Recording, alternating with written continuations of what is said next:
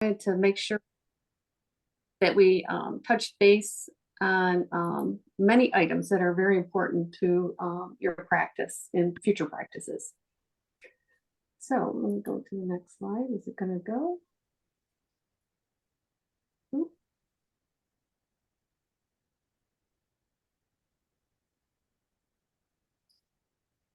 It's not wanting to move. Okay, so I listed out some objectives just to understand how important it is to get things right up front when you're doing coding and billing, identifying the differences in the coding sets based on location and patient type, and understanding how claims are generated and received by payers. Why is it important to understand the billing process? For a number of reasons. Compliance is very significant. You really need to understand what's being billed. It's going out under, the provider's name, and there's, a responsibility for the provider to know that that's being done accurately. And obviously, financial success, you want to make sure all charges are captured, billed appropriately, and denials are from the payers are followed up. And of course, patient satisfaction, because something's messed up on the front end, we don't get the right insurance or something, or things are done incorrectly in somewhere in the process, you're going to have a dissatisfied patient and frustrated. So we want to avoid that as well. So where does it? Kathy, let me just jump in here to give you an idea about compliance, how critical that is now. The fact is that the FBI and the OIG actually established a handful of offices nationally, one being Miami. I think there's one in Houston, and one of them is actually in Detroit. And their entire explicit charge is for healthcare fraud. And if you look and you read everything and it's happening out there in terms of healthcare fraud, a lot of it really starts with the billing and the billing aspects and the coding aspect of things. So that's why it's super important. Back in the late 90s, that's when it all started, and teaching residents were involved, and there was this big national look at teaching institutions. So a lot of your departments are very acutely aware about the need to make sure that the documentation is correct, and things like that. So we'll kind of go through it maybe along the way here, but I just want to kind of set the stage that, sounds trivial, but it's very significant with big money. Kathy, how much if you're a whistleblower, how much do you get out of that if it's a $5 million? Is it 30% or something? I don't remember, but I do know it's significant. I don't recall. So there's an incentive for people within the organizations to whistleblow that there is, because it's easier to make money there than it is to play the mega ball Powerballs. Yes, no doubt. Okay. Anything else you wanted to add? No, that's enough. Sorry. Okay, good. All right. So where does it all start? It starts really with appointment scheduling and registration. So whether that registration is occurring at an office, a hospital, a nursing home, it doesn't really matter. It has to have certain things completed correctly in order to have to start off the process well. So we need accurate billing information, insurance information. Insurance should be registered appropriately and verified. So a lot of these systems now, Epic, NextGen, Athena, so forth, they have the ability to do real-time verification of insurances. So, pretty much within seconds, you just hit a button to verify the insurance, and it'll come back saying whether the insurance is active or not. And then, of course, we want to capture the secondary insurances. A lot of times when people have Medicare as primary, there's usually a secondary. Not always, but a lot of times, most of the time, I would say there is. So we want to make sure we get all the insurance information correct, and patient addresses, and make sure, that's being checked. So if it is at an office, we want, the front desk to do a good job. So what happens when the insurance company is not correct? We bill the wrong insurance. We get a denial. So The denial will be received. It'll indicate that the patient's not covered. Obviously, this delays payment. Then a member of the billing team has to, search for the correct insurance or call the patient, and the patient will think that we're stupid. So we want to get the information right up front. So once it's corrected, the claim can be resubmitted to the correct insurance company. But we want to avoid these things. So anytime you're working on, a billing process, or, you start your practice, or if you have a practice, this is so important to the whole revenue cycle process. So if it is an off.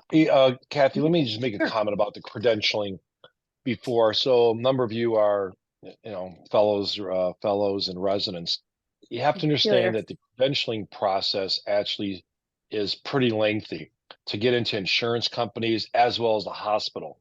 So if you're finishing on June 30th, the chances of you actually being able to start working and having all the insurances in a hospital is not possible for July 1, probably not possible for August 1, realistically by September 1st, October 1st. So just remember that that's a lengthy process.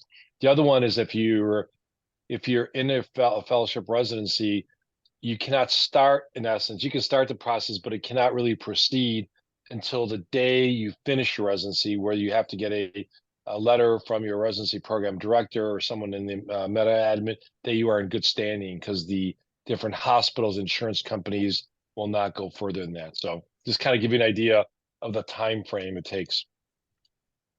I'm glad you brought that up, because so when these different organizations send you the credentialing information to complete, a lot of times I think people don't understand the importance of completing it timely. So that is very significant. In there's some payers will retro payment if your credentialing is taking a while, but other payers won't until it's completely done. So you don't want to start seeing patients and not get paid. So whenever or whoever's going to do credentialing, you want to make sure you're responsive to all the documents that they are requesting, and you get it done timely, because that is very important. So thank you for bringing that up. And if you're not credentialed, just let you know, a lot of places, your malpractice is not active until you're actually gone through credentials. If you're going to join a health system, it's whenever you're credentialed in that specific health, you don't have malpractice. So it extends from just the coding aspect of things. Okay, so if you have an office or plan to have an office, you want to make sure your front desk is asking for the insurance card and driver's license. Most of the practice management systems now, you can scan it directly in there. So if there happens to be something keyed wrong, at least the billing staff can documents and see what the error might be. And of course, best practices to collect copays and outstanding balances when patients check in. So don't be afraid to do that. I hear sometimes some physicians don't really want to deal with it, but it is very important, because it's very costly to send a statement out now. I mean, it's really gotten up there. And if you're adding more than one page to a statement, it's just at some point, it doesn't even become worth mailing them out. So it's very important to try to do outstanding balances and copays up front. And some systems have online bill pay as well, but when they're right there in front of you, try to take their money. So now it's time for the visit. So you want to make sure that after you see the patient, your documentation is done timely, that the coding, many times in the offices, the physicians are coding. Sometimes they have coders in the offices, but the most common scenario is really having coders do the outpatient, and the physicians are pretty much doing the clinic coding. But make sure all the information is correct. So a lot of times what we see is the wrong data service. And I do think that probably happens because there's some cloning going on, and that's really high on the OIG's list for auditing. And we We just really can't have that. So, and it's easy to do because everybody's super busy. You're seeing a lot of patients and it's easy just to kind of clone things, but every note, every day you see the patient is a new day. And that should be reflected in the note. It cannot be word for word or just a couple words changing. I get some patients are in there, maybe in the hospital or in the nursing home, for a long time. So you do need to update the notes, even though the diagnosis, every any kind of intervention, your assessment plan, it has to be validated with the date that you're updating it on, the date that you're seeing the patient. Sign off on notes timely. I mean, it really causes a wrinkle because say there is something wrong that went wrong with the insurance or something up front, the longer you take to sign off the note is, that's lost time on us being able to fix things. So timeliness is very important. Medicare doesn't really define what that time is, but they consider it to mean 2 days, but it's not a regulation. So I think 2 days is pretty reasonable, even 3, but sometimes we see them, a month or 2 or longer signed off, which is not appropriate. All right, so next, the coding happens. Like I said, it could have been a physician or the coder. Coders, some people may not know this, are typically certified. There's a few different ways for coders to be certified, but there's specialty certifications. So just like there is, surgeons and there's cardiologists, there's also coders who specialize in different specialties. All coders have a general coding, but there's additional training that they can take to learn the specialty. So whether the physician codes or not, the physician really does need to understand the rules and the documentation requirements because the claim's going out under the provider, and to some extent you are responsible. So, yeah, Kathy, let me make a comment about that, because I think that residents are doing, or the fellows are doing the coding. Ultimately, if anything happens, it is the physician. It is not the resident, because the bill goes under the attending physician of record. So the attending physicians need to understand, those who are on, how critical that is, that they take that responsibility on. The residents can put the code in, but you are ultimately have to click the button that says drop the claim. that's correct. Okay, so at a high level, we're going to talk a little bit about coding. So I'm going to stick to the evaluation and management codes. So we call them E&M. Those are the visit codes, basically. So when you're seeing a new patient, established patient in the office or in the hospital, nursing home, whatever facility that you might work in, typically there's E&M codes, so for these codes, I did list a reference because we're not going to get through, coding basics in this course today. Maybe we can do that in the future.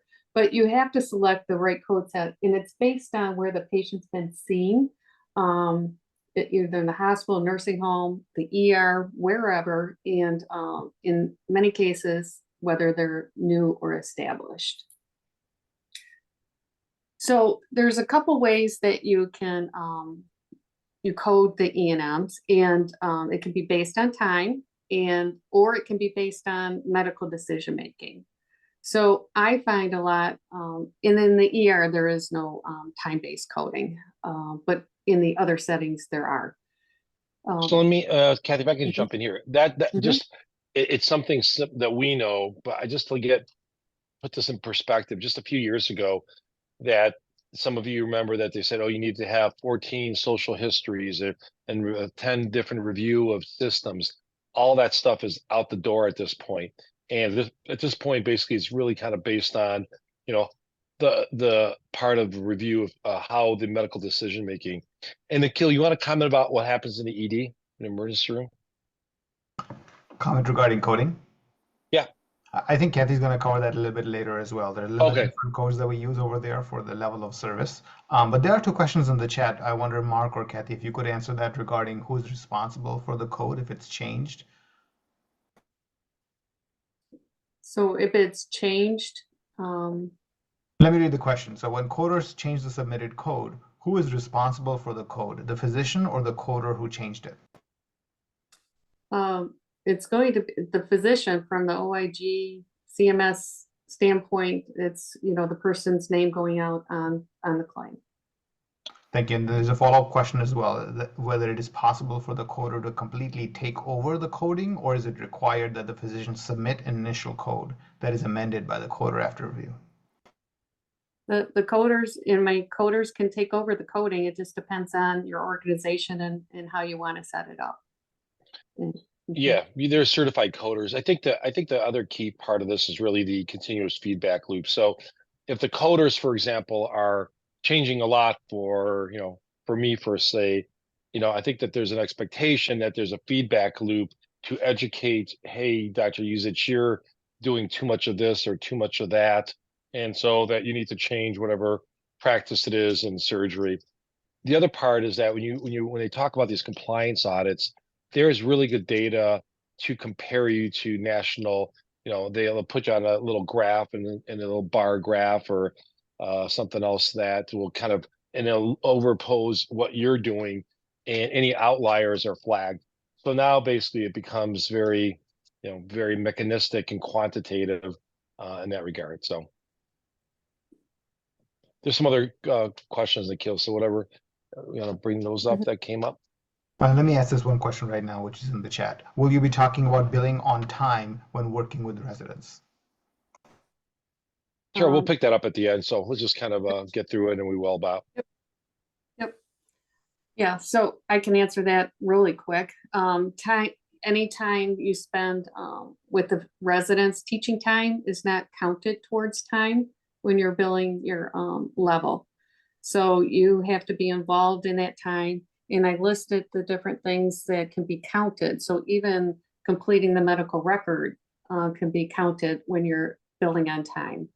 Now, I find providers not using time very often because I'll show you on a separate sheet what the time requirements are.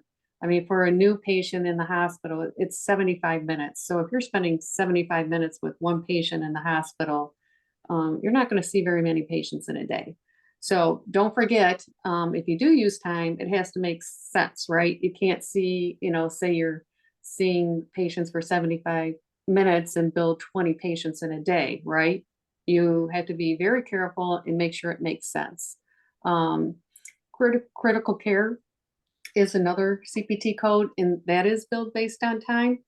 And again, all your time has to make sense.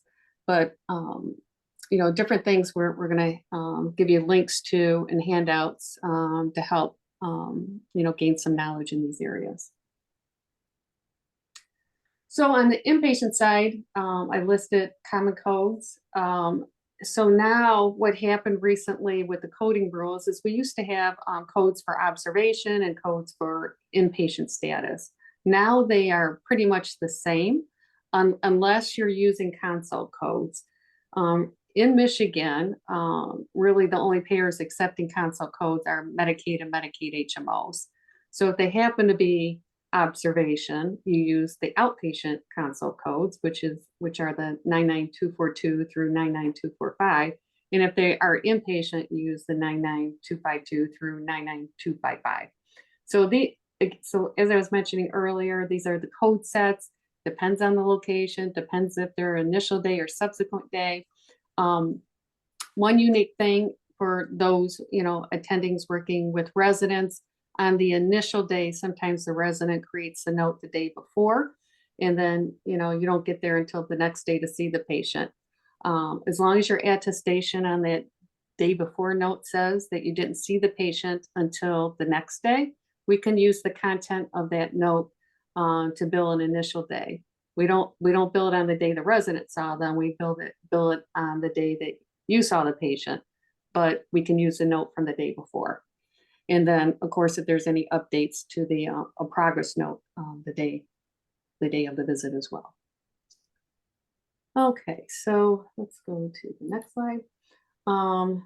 So just so you understand initial and subsequent visits on the inpatient side, it's based on specialty and sometimes subspecialty. So if infectious disease sees the patient and the hospital sees the patient, they may fall under internal medicine, but they're different specialties. So it would, the first time infectious disease saw the patient, it would be an initial day. The first time, the hospital saw the patient, it would be the initial day. And then there's some specialties that you're allowed to do it based on their subspecialty. For example, cardiology is a good one. So you have EP physicians and you have interventionalists. So those are recognized as two different subspecialties. So when each of them sees the patient for the first time, they are initial days. Not all payers do this. For some specialties, maybe a good example is surgery and trauma surgeons. We all know there's a difference, but Medicare doesn't recognize them as subspecialties. So they are one. So there's a lot of rules around that. I think the hard part is that when you're just a physician, you're just seeing the patients. So let's just talk about what happens in Ontario. The billing complexity in Ontario is much easier because there's only one governmental payer. And here we're dealing with, like Kathy was talking about, well, Medicare does this and Priority Health or Blue Cross may be doing that. And it's almost like you'll have to figure out what works out best within your environment to say, hey, I'm just going to treat every patient the same way. And I know I can't get in trouble if I'm following the Medicare guidelines. Yeah, so when I do a lot of teaching, I do kind of stress the Medicare guidelines because they are the most restrictive and they are the ones that will get you in trouble, more trouble if you don't follow them. Yeah. So Kathy, can you define? Oh, yeah, never mind. You're going to talk about it. Go ahead. Yep. Okay. So in the office, there's a new and established. So what is a new patient when you're seeing them in the office? It's somebody who has not had face-to-face services by the same specialty in the same practice in the last 3 years. So let's say someone reads an EKG on Tuesday and then they show up in the office on Wednesday. It's still a new patient because that EKG was not face-to-face service. So keep that in mind. Also, some people get confused. They see them as in the inpatient side and then they follow up in the office. Because you had face-to-face services, even though it wasn't in the office, that patient becomes established when they get to your office. Now, this second bullet comes up from time to time. So let's just say you change, someone buys your practice or something. You change tax IDs, and your patients follow you. Those patients, because you change tax IDs, doesn't mean you can start all over and they become new patients, because people would be doing this all day long, right? Trying to get the extra money for new patients. So if they were seen by you and they're your patient in the last 3 years, a lot of the payers will catch that and deny a new visit charge because they're technically established to you. Just for clarification, on the previous slide, is that a typo? If the patient has not received any face-to-face, correct? Second sentence. Yes, we will get that corrected. Kathy, just to kind of give some context, can you just pick whatever code you want to? The difference between a new and established patient, an E&M, like office visit, is how much money? Oh, it can be $70 to $80 difference. Correct. That's why it makes a big difference, because you're doing the same work, but it's like you got to make sure it's 3 years, and we've seen changes in that part. So, since we, our time wise, we can't go through a lot of details. This is a calculator, an E&M calculator, which I'll show after we get through the slides. where you can help, where it helps teach you levels. So sometimes I still use it, even though I do this every day, because sometimes when we have so many data elements that the physicians are, ordering and reviewing and so forth, sometimes it's easier just to punch in all the information and let the calculator figure out the medical decision making. So it's a really nice tool to use as you learn what makes sense, because you might have a patient that has so many problems and everybody thinks they can bill the highest level in a clinic, which would be a level 5. But that's not the case. It's what you're, what you're doing for those, what the risk is, and so forth. So just because someone might have a lot of problems doesn't always mean that, what you're doing for them gets you to the highest level. So this calculator really helps with, the learning curve as you try to get used to what is, a level 3, 4, or 5. Another piece of the coding process is modifiers. Modifiers tell payers, it's kind of giving the payer a message, basically. So let's just say we do an EKG and an office visit on the same day. We would have to put a 25 modifier on the office visit so that they know the EKG was a separate service. So it's just like a messaging system, a communication process with the payer. Let's just say we'll stick with EKG. So it's, you're working in the ER and you read an EKG. X-ray, let's just say. An X-ray is a good example.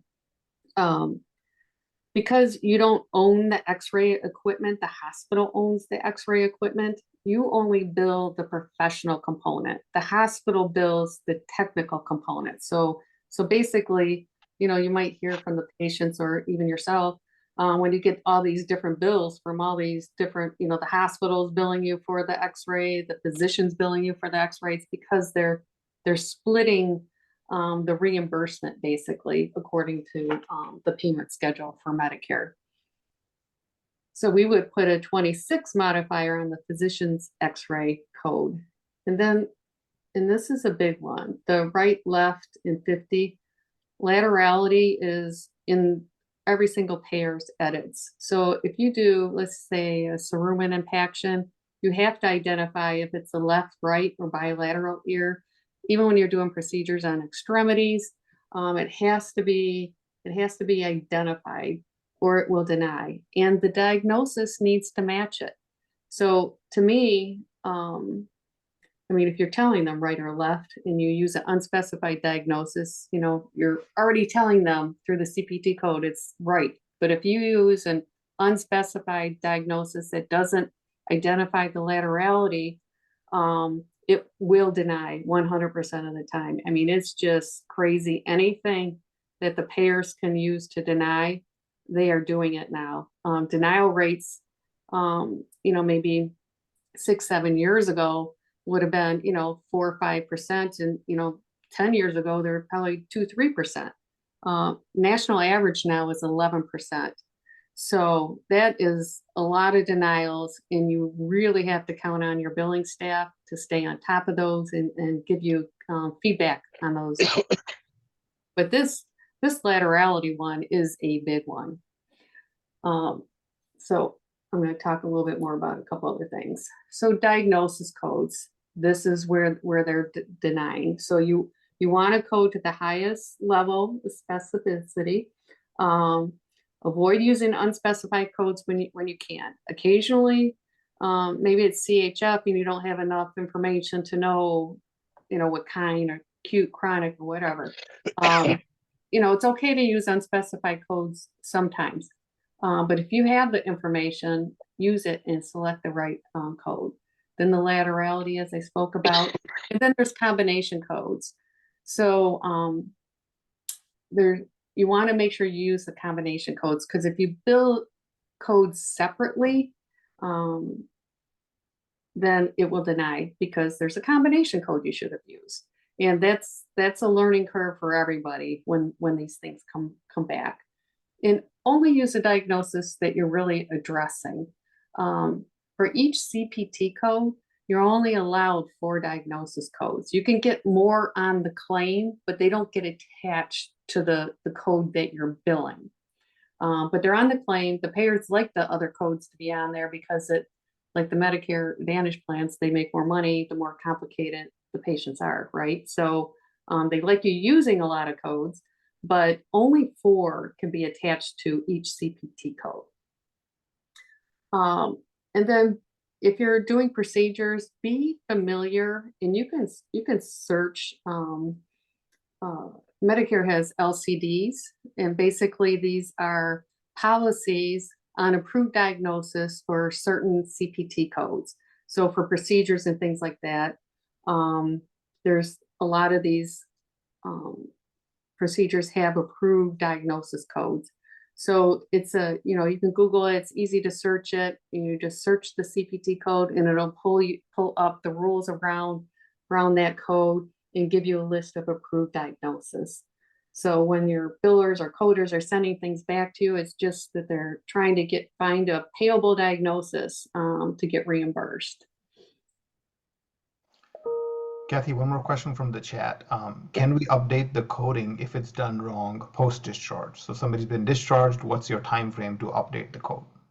I don't think there's any, I think it's the organization's policy on updating. It can be updated because, we send back things all the time, if the data service is wrong or, they forgot to document something in a surgical procedure, notes can be amended because as long as they reflect what happened, it's okay. I know like some hospitals have 30 days, some hospitals have 60 days. It's all about the organization's policy. Now, I don't think you can go back, 6, 7, 8 months ago and be able to recall things. You have to be able to know what you're documenting is accurate. Any other questions right now? That's all for now. Thank you. Okay. All right. So the note's signed off and coded. So what happens next? So basically, a claim is dropped. So we generate a claim in whatever system you're using, Athena, Epic, whatever. And then it has to go through a clearinghouse, which is basically a gateway to the payers. And I'm sure everyone has heard about the Change Healthcare cyber attack. Change Healthcare is a clearinghouse, so it's a gateway to the payers. So what happened with the cyber attack is that claims couldn't go out, or the information couldn't come back. So basically, these claims go through the gateway where they're scrubbed. If there's things that they pick up, maybe this is someplace where we might find out that we're billing the wrong insurance, or something's wrong with the claim. We can fix that in the clearinghouse as well. Once it gets through the clearinghouse, it goes to the insurance company. Then the insurance company does their thing with the claim. They send a remittance back that tells us what they did with it. Basically, did they pay it? Did they deny it? Did they partially pay it and send off the balance to the secondary insurance, which Medicare will do that. So when this shut down, this really hurt a lot of practices. So if they used Change Healthcare, they can't get their money, or they can't send claims out. So they're working through fixing this, and the clearinghouse is a very important thing. I learned through this thing though that some clearinghouses use other clearinghouses. So with one of our clients, we have a clearinghouse that's not Change Healthcare, but they use Change Healthcare for certain channels to the payers. So even if they didn't use on the surface Change Healthcare, they were using it behind the scenes and got in trouble there too. So a lot of practices are really hurting related to this, but that's kind of what happens. Then, the payer Kathy, let me jump in about Change Healthcare, just to kind of give some other context. So this has actually been one of the biggest cyber attacks, ransoms in the United States. Change was actually a United Healthcare insurance product. And so within Optum, there's United Healthcare, there are different parts of it. Change is one of them. This is such a big deal that the U.S. government and the Biden administration said, the doctors are having a hard time, and that you can actually apply to get an advance on money from CMS, which a lot of places did. Some places it affected 25%, other places 38%, and some places I heard it were 70%. Ultimately, Kathy, you can correct me, is that United Healthcare did not admit, but apparently there's a story out there that they paid $22 million to get relief of this to get unransomed or pay the ransom. But even that, the turmoil is going to be 60 to 90 days just to clean it up. Easily. Okay, so once this remit comes back to the practice management system, which is Epic, Athena, NextGen, whatever is being used, it's mostly uploaded into the system electronically. But we have exceptions; those have to be done manually, or we get some strange thing, and those have to be done manually.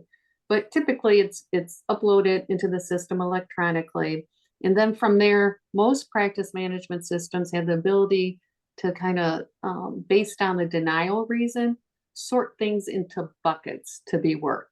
So if it's, let's say it's a registration denial, it's, we have the wrong insurance, it'll go into that bucket. If it's a coding issue with the diagnosis, it'll go into a coding bucket.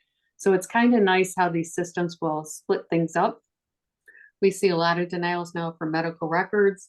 Those will go into another bucket. So that's how the billing team will work after it comes back. So the payment gets posted, it'll drop to a secondary insurance if there is one, or to the patient. The patient may have responsibility, deductibles, and that sort of thing. And then the billers have to work the denials, the work queues to see. And sometimes payers will bundle things together. So that even though it's paid correctly and the balance might be zero, it still goes into a work queue to help ensure that the payer bundled things or reduced payment for that it was appropriate, basically. So those are reviewed just to make sure it's accurate, because payers do make mistakes. We're seeing a lot of this, if they do diagnostic testing that results into an intervention on the same day. We're seeing a lot of reduced payments or denials of the diagnostic testing, even though to me it's a separate service. You had to do it to figure out what you were going to do. So, then the appeal process happens. If we don't agree with what they did, we'll send your notes and go through the appeal process with the insurance companies. Sometimes we're successful and sometimes we're not. And there's different levels of appeals. So I've been able to get some things changed, across the state of Michigan with some policies for some insurances because they were just wrong. And then the last slide, and then I'll show some other documents that we're sharing, is AI. So AI is getting incorporated into the revenue cycle process, whether it's through coding, AI assistants that call payers. I've been reviewing some of these products, and it's just like talking to a human. They call the insurance company, ask about the denial reasons, and maybe we didn't get the remit back from the payer for some reason. They just give them the facts. It shows up. It is just amazing how some of this AI is being incorporated into the billing process. But you have to have safeguards, especially with the coding. There has to be an auditing process to ensure that things are being done accurately. Okay, so let me stop sharing for one quick minute. So Kathy, maybe we can open up. There's some in the chat. You want to read, Nikhil, some of those questions, but let me start off with Kathy. Can you make a comment about teaching physician attestations and how critical they are and what you should do in the different settings you're in? Yes. So for regular hospital visits or even clinic visits, the bare minimum is that you have to, agree to the documentation and state that you saw the patient. So sometimes we see things like, oh, I took over the care. Well, that doesn't really tell me that you actually saw the patient. So you have to say you saw the patient, you agree with the documentation, and that's the bare minimum. Where I find I'm able to do a lot more with the coding is really when the teaching physicians really add on to their attestations. They bring some more clarity sometimes than what the residents documenting from time to time. So it's a good idea to add a little bit more, but it's not required. We can still bill it, but also just make sure all the documentation is accurate because it is going out under your name.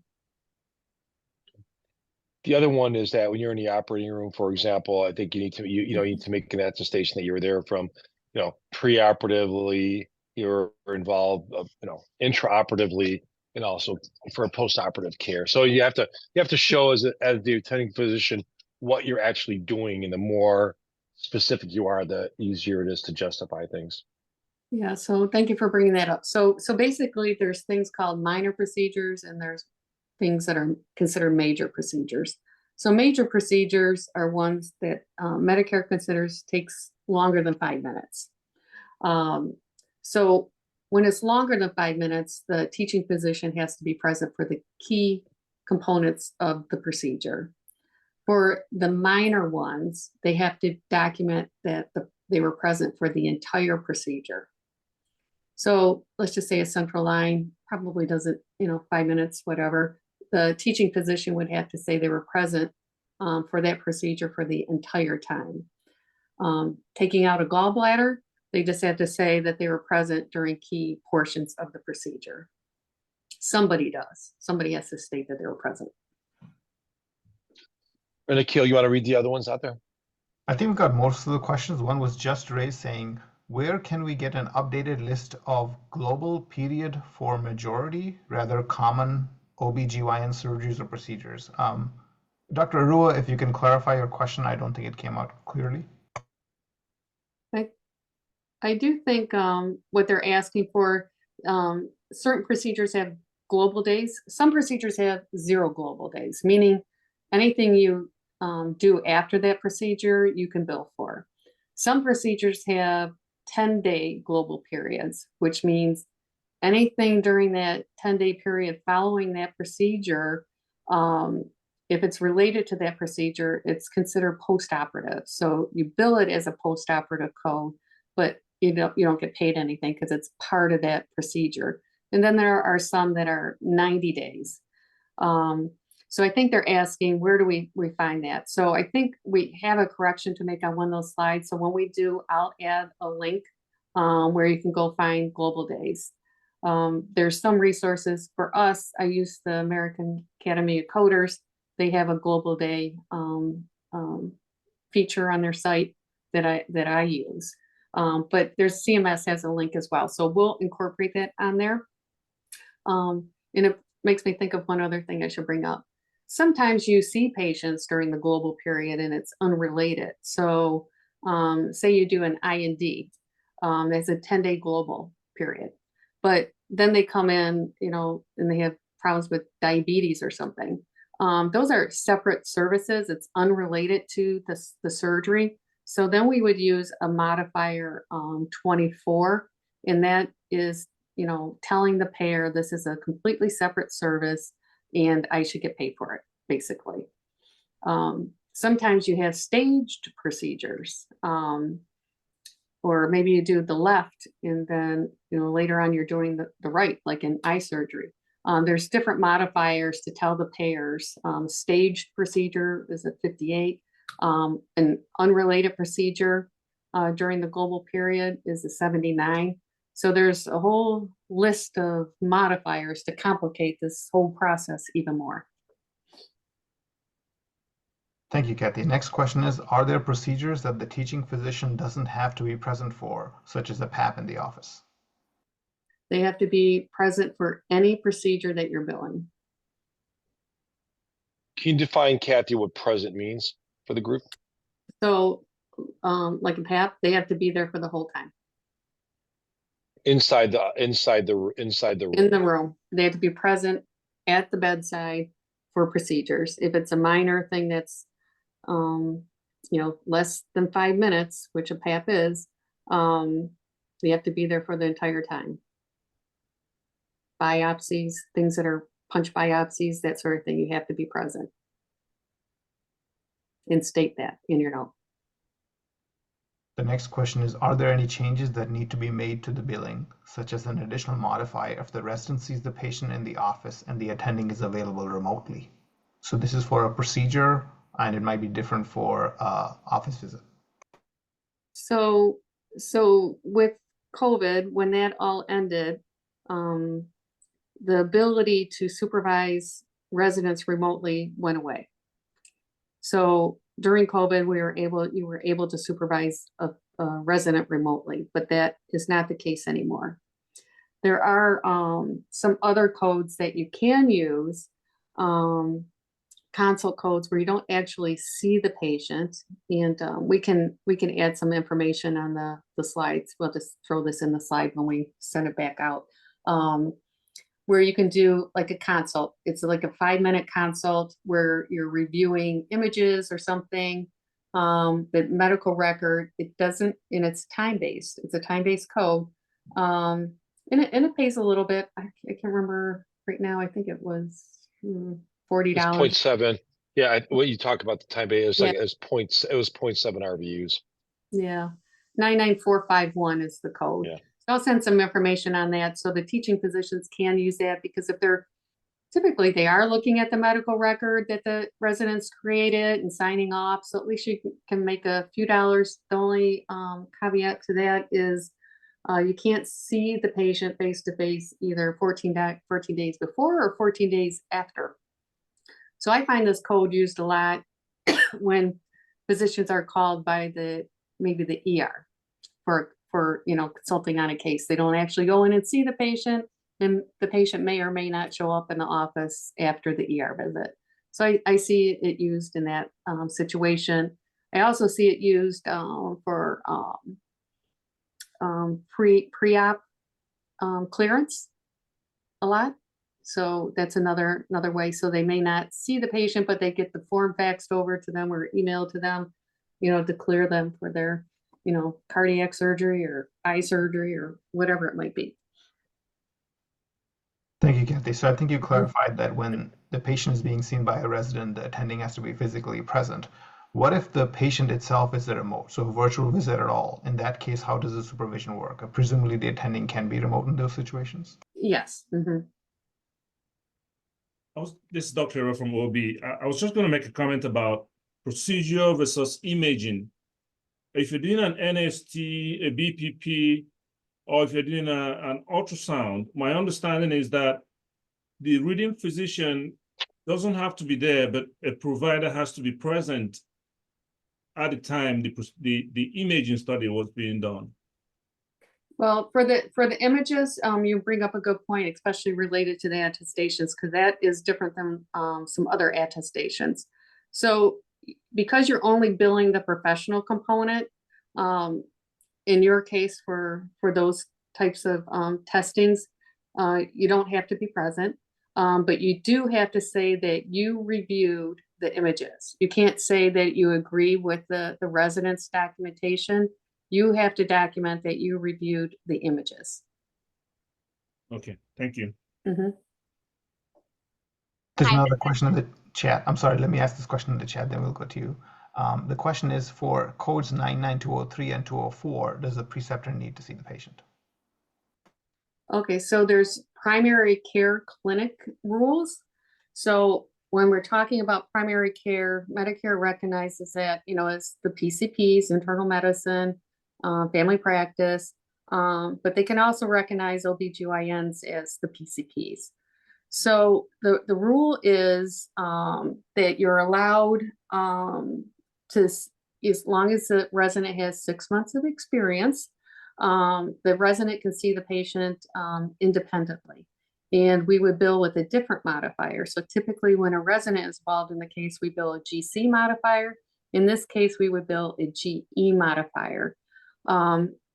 It's not, I would have to double check. In the past, it was not for new patients. So I'll have to just research that and get back to you on that one. But it's definitely up to a level 3 for an established, and of course the annual visits, they can see the patients on their own. But let me double check on the new to see if that's changed since COVID, because during COVID you were allowed to, but I think it went back to the old rules. I had to double check. Thanks, Cassie. And a similar question is, if a code like 99214 is used, can we still use 99451 as a separate code, or is that a modifier? No, you can't use those together because 99451 can't be used either 14 days before or after. So that's really, if you actually see the patient, you use the 99214 or whatever it might be.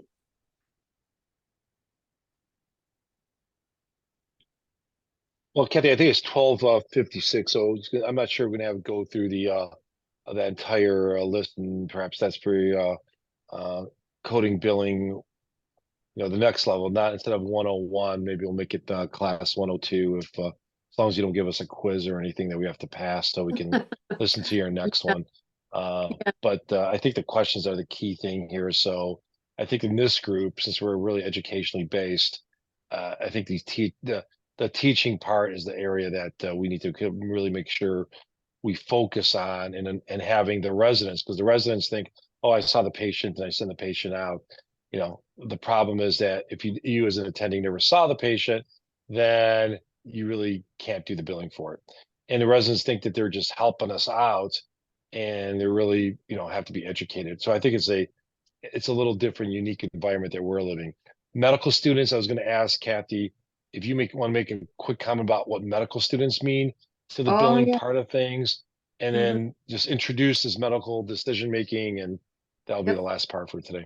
Okay, very good. So with medical students, it was great. Medicare did change the rules to allow you to use the medical student documentation now. However, you have to still do it. So basically the physical exam, the medical student can document, but you have to state that you did the physical exam. So medical students are not like residents, so you still have to do everything. They can document it, but you have to state that you did it. Okay. And then on this medical decision-making tip sheet, I use this every single day. So I told you, you determine your levels by time or medical decision-making. So I listed the different CPT codes with the time. And then if you're using medical decision-making instead of time, these are the 3 criteria that you can use to select your code. So you pick 2 out of 3 of these that brings you to the highest level, basically. So typically I'm using the number and complexity of problems because it's pretty easy. I like showing on level 4s, if you have 2 or more stable chronic problems and you have prescription drug management, that's a level 4 here. Or if it's inpatient, it's a level 2. So inpatient usually have acute problems. So there's usually acute illness with systemic symptoms. But you pick 2 out of 3 of these columns to come up to your highest level. So unfortunately, we don't have time to go over it in detail, but maybe another session where we can actually practice some coding. Yeah, so Nikhil is going to mention, thank you for everyone for joining, and Kathy for kind of guiding us in this complex world that actually helps pay for the rent and mortgage in our homes. Nikhil, maybe the fun thing next time will be is to try to put some vignettes together, Kathy, and then do I don't know if there's a vote system on here, and we can actually have people kind of vote on which code they would use or something to make it a little more interactive and everything. So he's our IT coding specialist, right? Zoom coding specialist. Do some Zoom interactive coding. That does sound like fun. Yeah, that's the word. So good. Mm-hmm.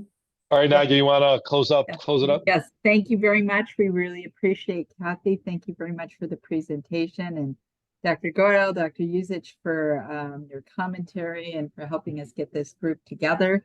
And if you're pleased with this, let us know. We'll be sending out the recording along with the survey. And we thank you all for participating this afternoon and hope you'll join our next session. Thank you, everyone. Thank you.